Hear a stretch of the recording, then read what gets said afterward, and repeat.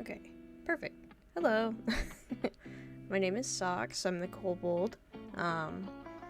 And thank you for joining me for today's new segment called Textile Terms. Hopefully these will be weekly / bi-weekly segments I can start putting out. It's just a way for me to discuss important vocabulary for the textile industry. So it's also just a cool way to share like what I'm passionate about, and I've talked about on the channel that I'm majoring in textiles, and not everybody always knows what that means. So this should be educational and fun. And in this segment, I want to focus both on generic textiles terminology, but also pull vocabulary from the book called Survey of Historic Costume, specifically the 6th edition. It was written by Phyllis G, Tatora and Sara B, Marcketti. So, in these segments I plan to have pictures, descriptions, sometimes pictures of things that I've made or drawn. So, I'm sure that this will change and evolve as I get better at doing these. So, I just wanted to start with some very basic terms before I jump into big historical costume. So, some more general textile industry terms first. So, let's begin with just textile industry. So, the first 5 vocab words will be general textile industry, and then the second 5 will be pulled from the book. But I've also done some additional research on top of what was said in the book to add to it. So, let's see. So, natural fibers are fibers that come from plants or animals, which, makes sense. They're naturally occurring fibers in the world around us. So, some examples include fur, leather, wool, silk from silkworm cocoons, or things like flax, cotton, even banana silk, which is made from the stalks of the plant or the pseudostems. And it turns out, I thought it was coming from like the banana plants that we eat. If I were to go to the grocery store and buy some bananas, the plants that those grow on. But it turns out there is a specific kind of banana called the Japanese fiber banana. And it actually comes from the pseudostems of those bananas specifically. So what I have on the screen is the purple flower that you see is a little flax flower, and then the big green leaves in the second picture are from the fiber bananas, or the Japanese fiber bananas. So I just thought that was kind of neat. I needed to do more research into how the heck we get fabric from bananas. I was missing kind of a big jump there. So, but yeah. It's also, like, both of these lists are not comprehensive lists. These are just some examples I wanted to kind of point out. Just, things that you've probably encountered before and maybe don't even realize. So, but the other type of natural fiber are fibers that come from animals. So, mohair, wool, angora, alpaca, fur, silk, leather, etc., etc. The cool thing is that mohair actually comes from an angora goat, which is what I have a picture of, and the angora wool actually comes from angora rabbits. So it's kind of confusing since both animals have angora in the name. It was something that took me a while to learn, but I think it's kind of neat that, we're pulling both from goats and rabbits, but several other animals as well. The other thing that's neat about natural fibers is most natural fibers are staple fibers, which means they're short and small. Silk is the only natural fiber that is a filament fiber, so that means that they're very long fibers. I mean, you can remember it because filament fibers fills up space. Okay, I'm sorry, that was a bad pun, but that's kind of how I remember it. So, that's our first definition, our first vocabulary word, are natural fibers. Alright, plants and animals. Things that are naturally occurring in the world around us. Next up, we have manufactured fibers. So, fibers that are man-made, aka not naturally occurring. So, the way these fibers are made is that they're made from chemicals that are forced through small holes that make long strands. And what are those long strands called? Audience at home? Those are our filament fibers. So, the chemicals are forced through a spinneret, which is kind of like a shower head. I don't know why, but every time I think of like the visual, I think about Play-Doh being squished out of Play-Doh toys. Just how they like can come out in long tubes and things, or like, well, I was gonna say kind of like icing coming out of like a pipette bag, but it's not always just one strand. It's oftentimes a bunch of strands coming out, which is why I guess the shower example works a lot better. So, or you can remember it like Play-Doh toys like me. But some examples of manufactured fibers include spandex, polyester, acrylic fibers, rayon. Again, this is not a comprehensive list by any means, but that first picture I have, that's the black fabric with the water on top. How that water is being repelled, that means it's on top of a hydrophobic fabric, so it's not being absorbed by the fabric. That first one is spandex. Not spandex. That first one is polyester. The black fabric in that top corner is polyester. And then the second picture is a picture of acrylic fibers, which if you've ever knitted or crocheted or gone to the store to pick up yarn, chances are the yarn you've picked up has some percentage of acrylic in it, or is even 100% acrylic. I think a majority of like Red Heart brand yarns are acrylic. At least the ones that are commonly available around me seem to only be the acrylic ones. So, and then that last picture is a very, very, very close-up shot of rayon. So, just some examples of manufactured fibers. Let me just like tuck myself down here and I'll be just kind of small. So, our next three words started off with weaving.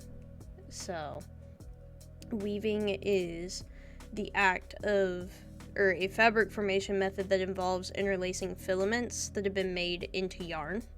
So, these yarns can be entwined in several patterns and methods, and weaving can be done by hand or with the use of a loom or other machinery or equipment. You can also weave with paper or leaves or several other unconventional things. I mean, I have woven with worm on a string toys before, so your imagination's kind of your limit on that one. But yeah, I challenge you to come up with creative things that you can weave with, because you never know what you might get or find out, or just end up making something that looks super, super cool and fun. And then that picture is somebody on a loom who is actively weaving fabric. I just thought it was kind of a neat illustration I've never seen of somebody working on a loom. And then the next vocabulary word is warp. So your warp yarn is the yarn that runs up and down, and they're stationary when you weave.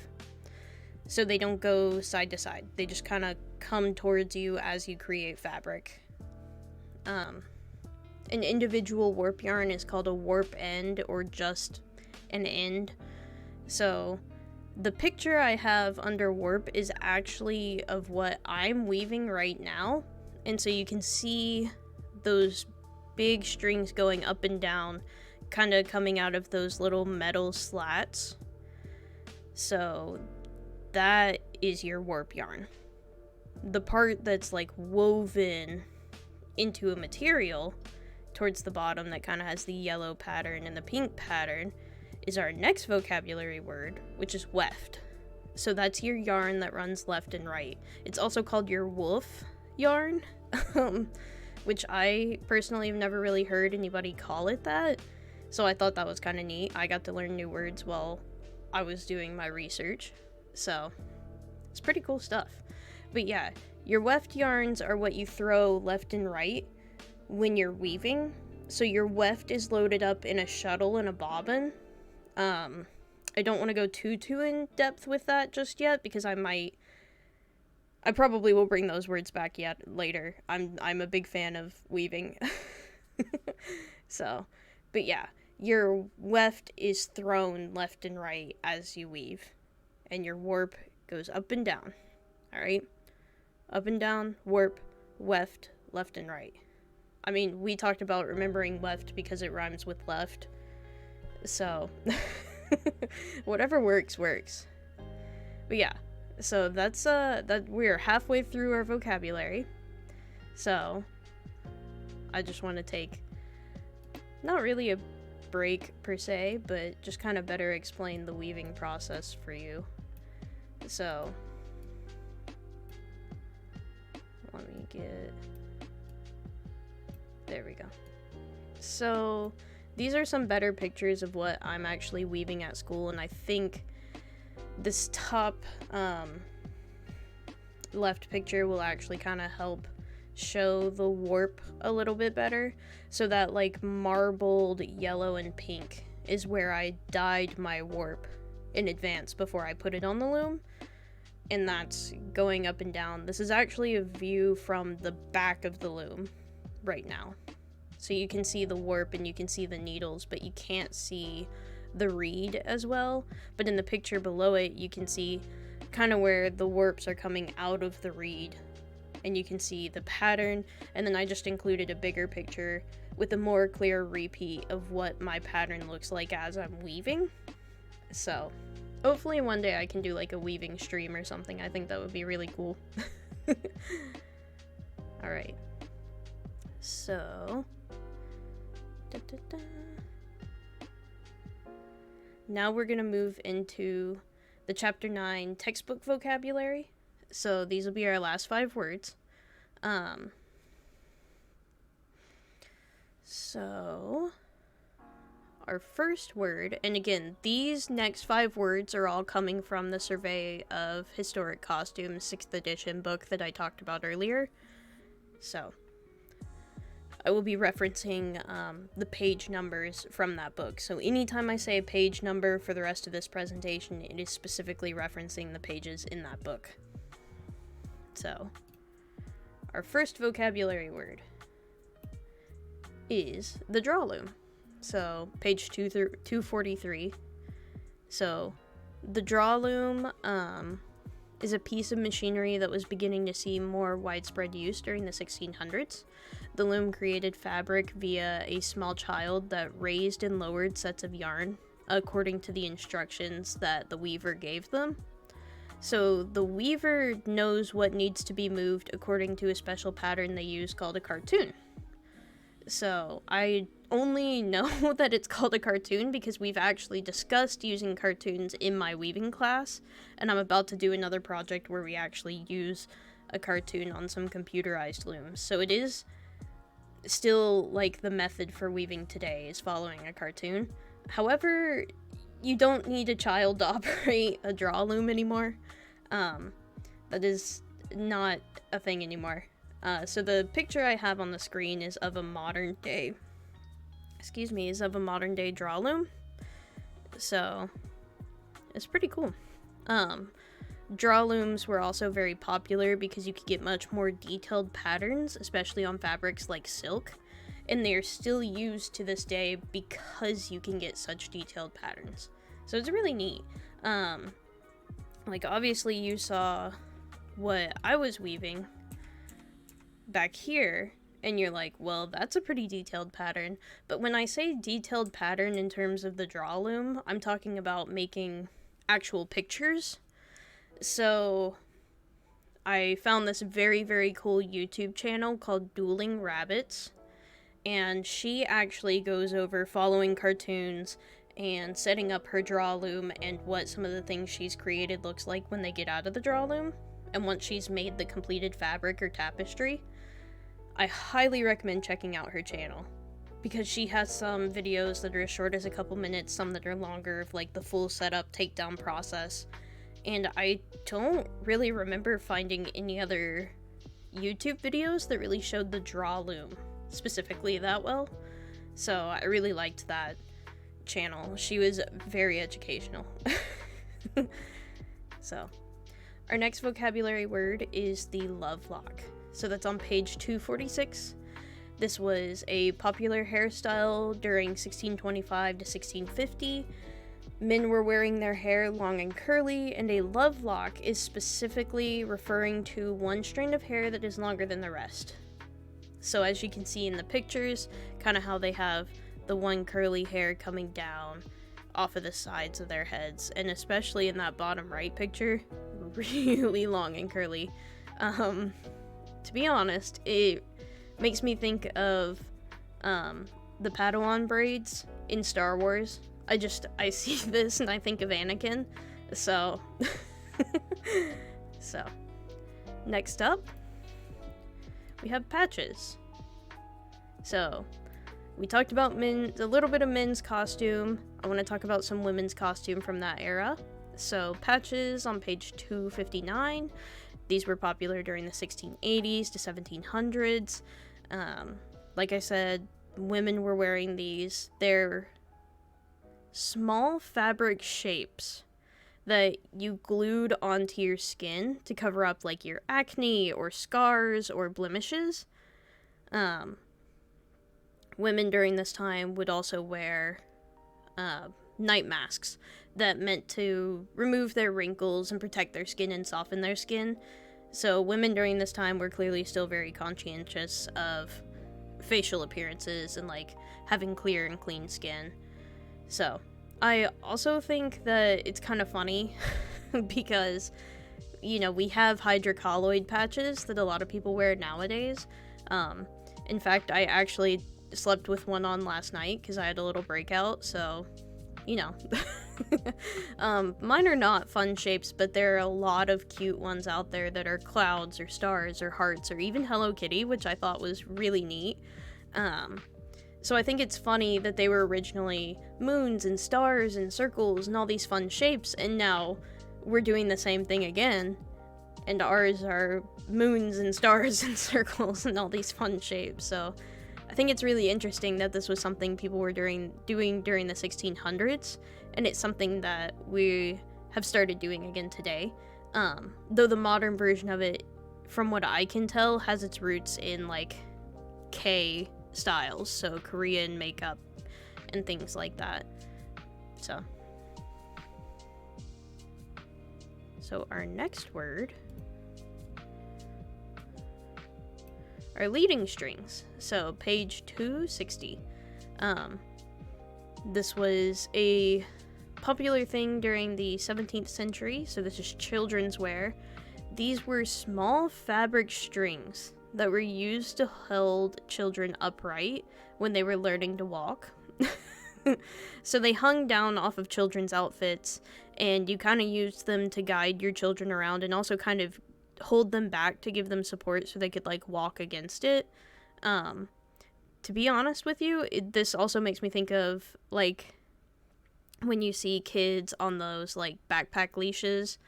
I don't think I ever was on a leash as a kid. I don't think so. No, there were too many of us. I don't think my parents had time for that. But yeah, it's interesting to me to see these things from the past that are still around today or have gone through various iterations, because nowadays, like, children leashes aren't really for the sake of guiding and supporting them while they walk. It's more so that your kid doesn't run away. But it seems like leading strings to an extent were also to help ensure that your kid wouldn't just like run away from you. So I think it's very interesting. But yeah. So our last vocabulary word, coral teethers. So this comes from page 261. These were popular during the 17th century, so they were teething toys that were made with coral and silver and gold.